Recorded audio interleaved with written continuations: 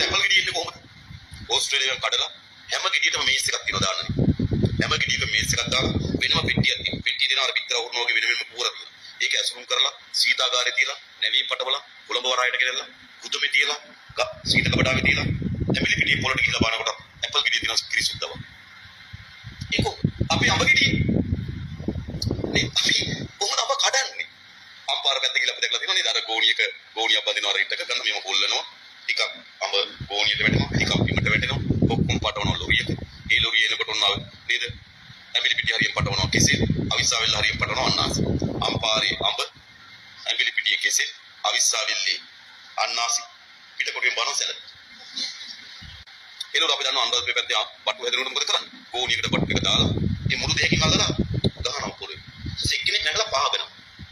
බලලා ආයි කිලෝ දෙකක් දාලා ගෝණියකට ගන්නවා. ඒ ගෝණිය දුවන්නේ ලොරියක නැගලා එනවා කොළඹ පිටකොටුවේ.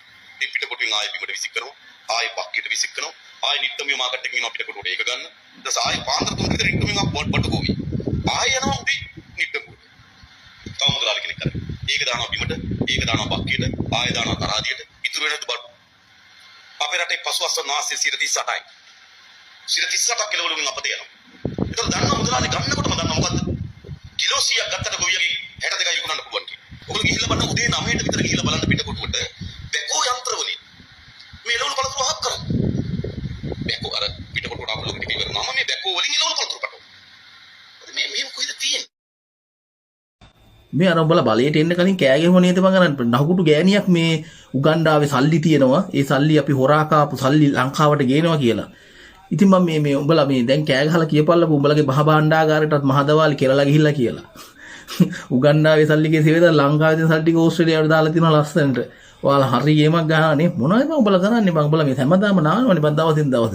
මොකක් හරි හොරා කරන සීන් එක ගල්ලඟුරු කේස් එක කියයි ඊට පස්සේ මහා බැංකුවෙන් ඩොලර් බිලියන් 2.5ක් මේවා වුණා මොකද්ද මගුලක් වුණා මේ හොරකම් කරා හැකර් කෙනෙක් ගත්තයි කියලා කියයි. ඈ යකෝ සත්ත පහක් අතේ නැ පිච්චි අතේ නැති උන් එදා වේලා කන නැති උන් මිනිතුන්ගේ කේල් මේ මුයෝ අරගෙන ඇවිල්ලා උයන් කාපිය උන් හත්තිලා යන්න කෝටි ගණන් ගෙවල් ගහලා තියෙනවා. මේ උඹලා මට නම් පේන්නේ මේ පොඩි එකාට සාහන දීම එකේ තේවෙතත් මම උඹලා ඇවිල්ලා මේකේ හොඳ ගාණක් හොයාගෙන මේ ලොකු මේ මිනිස්සුන්ට රොබරියක් දීලා තියෙනවා. හරිද? මේ ඔහොම අපිත් බලාගෙන යනවා මොකද්ද වෙන්නේ කියලා. මම ඇත්තටම මට හරිම කනගාටුව අපි අහිංසක මේ ගොවි ජනතාව ගැන, මේ දීවරයෝ ගැන, පොඩි මිනිස්සු ගැන. අපිත් පොඩි මිනිස්සු තමයි අපි ගැන මට මං ගැන හරි කනගාටුයි. තේරෙනවද? යකෝ අපිට කිසිම සාහනයක් නැහැ නේ මං උඹලා හිටියත් එක නැතත් එකයි. රනිල් ලොක්කා හොඳ මං ඇත්තටම එක පැත්තකින් බලද්දි ඈ කරබු මගුල නැහැ නේ මං උඹලා කරන තරම් හරින තරම් අපිට බයරලා තියෙන්නේ. අපේ බඩට මං ඇරලා තියෙන්නේ.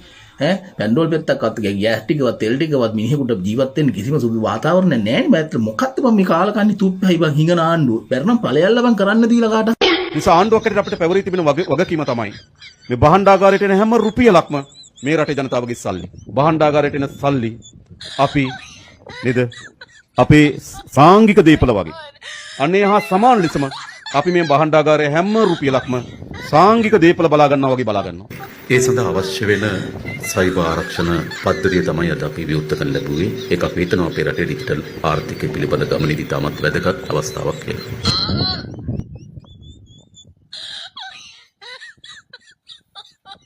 අමරිකානු ඩොලර් මිලියන 22.9ක ණය මුදලක් ගෙවීමට තිබූ රටකට ණය පියවීමක් ලෙස මහා භාණ්ඩාගාරය මගින් ගෙවූ අමරිකානු ඩොලර් මිලියන 2.5ක මුදලක් පරිගණක හැක පාර්ශවයක් අතටපත් වී ඇති බවට මේ වන විට කරුණු රැසක් වාර්තා වී තිබෙනවා.